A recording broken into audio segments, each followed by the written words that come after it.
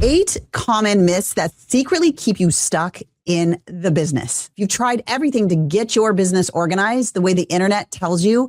You've documented everything. You've recorded videos. You've hired the unicorn ops person. You've trained your team more and more with more tools and AI. And yet you're still the one that your team comes to when things break. Every question, every fire, every decision, it all falls back onto you. If that's happening, it's almost never you just need to build more processes or SOPs. It's that you've been sold that business organization that looks smart on paper, but doesn't actually give you your time back in real life. Today, I'm going to walk you through 8 smart sounding processes business owners are taught that quietly waste your time and what to focus on instead if you want the business operations and revenue to run more without you. If we haven't met, I'm Dr. Shannon Irvin. I've been a business owner for over 20 years. I'm the author of the best-selling book, The 67-Day Year, and I've helped thousands of business owners like you build what I call self-scaling businesses. Businesses that can hit their numbers and grow without them being glued to Slack or email all day long. By the end of this video, you'll know the 8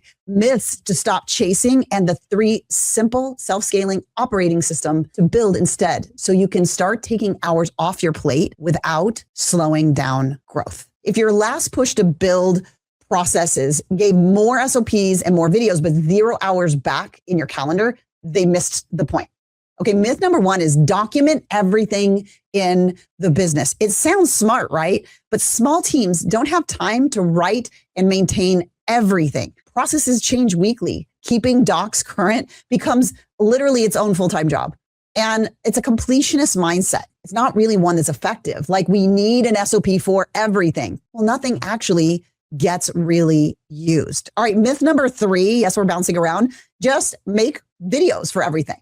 Same kind of idea. It ends up with a 10-minute video for a 2-minute task, and it becomes a video graveyard nobody has time to rewatch. Every change means re-recording. No one wants to do that, and no one wants to watch that. Systems exist to change your calendar as the owner and your client's results, not to look impressive in a Google Drive, right? So you need only the documentation for a few flows that move revenue and client results in your CEO time every single week. So I had a client before working with us in Scaled CEO, spent months documenting everything, building SOPs, building video libraries. She was very proud of it, but she was still working 60 hours a week. So when they started focusing on 5 to 7 critical flows versus everything, the world changed for her. She literally, within a 30-day period of time, got 60% of her time back. And why that is so important for that particular client is that she's got a 1-year-old toddler. And that toddler, you cannot get those moments back.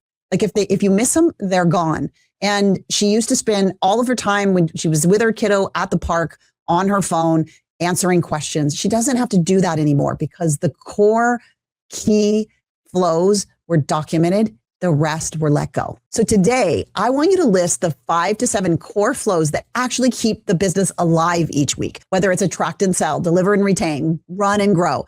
Circle 1 to document this quarter. Everything else can wait. All right, now I want to talk about the people and training trap myths. If you keep rehiring roles and retraining team, your processes aren't going after the real work. So myth number 2 is just hire better people, then your systems problems will go away. Here's the thing. Common sense is really sense in common, meaning A players without shared context still makes different calls than you would. So swapping humans without fixing clarity and ownership just gives you more expensive version of that same issue. Myth number 7 is if they're not following your process, train them more. They need more training. So training solves information gaps, not broken or useless systems. So if a system doesn't make their day easier, make revenue grow, help the client get better results, be more successful, then they're going to quietly avoid it. And if you punish them for doing that, they're going to resent it. If you overtrain them for that, they're going to tune out.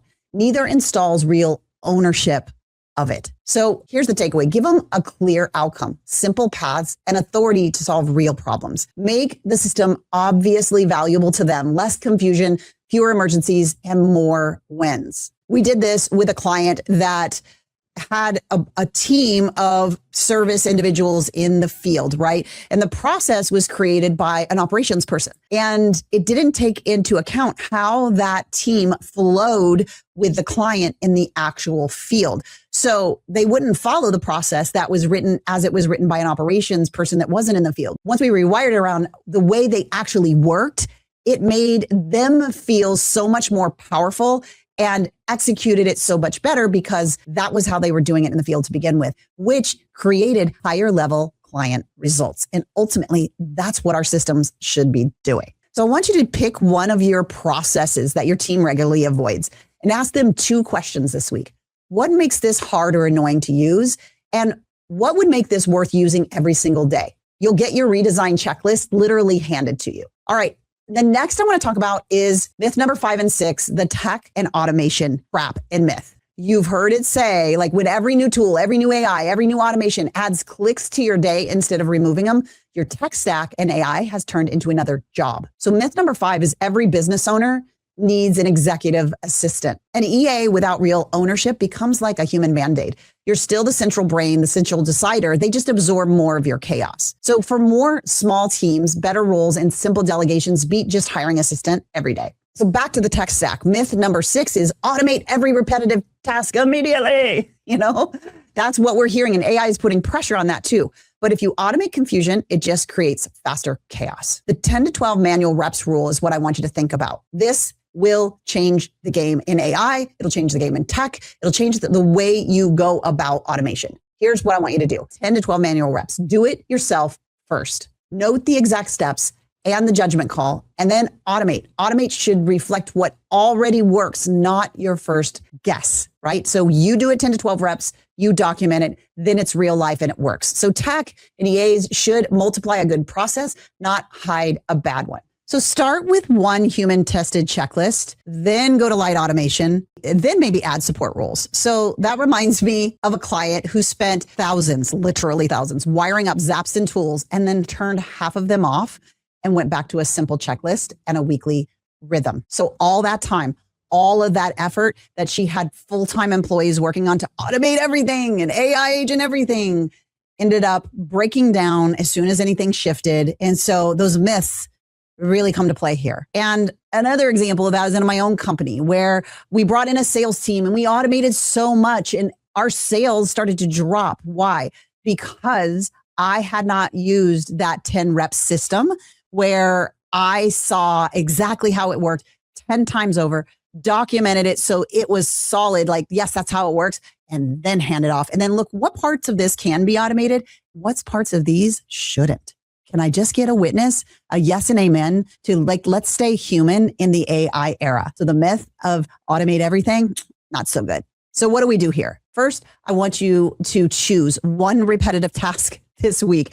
Run it manually the same way 10 times. Like I talked about with sales, capture the exact steps and the decisions and why you're making those decisions. Documenting the why as the founder is more important than the what. In the following week, I want you to book 60 minutes to either delegate or to automate that one task. Okay, now I want to go into the metrics and mapping trap. These are myths 4 and 8. So a gorgeous process map and a slick dashboard doesn't change a thing until they start changing what your team does this exact week. So myth number 4 is the standardize and simplify everything myth. Now, standardization is powerful in the right places, but you don't need maps for everything. You need clear paths for the few flows that drive revenue and client results. Like a simple attract and sell, deliver and retain, run and grow map is often enough for a 6 or 7 figure team. Actually use instead of thousands of them on dashboards that don't get ever looked at. That doesn't help you drive the business forward. So myth number 8 is track your metrics and you're good.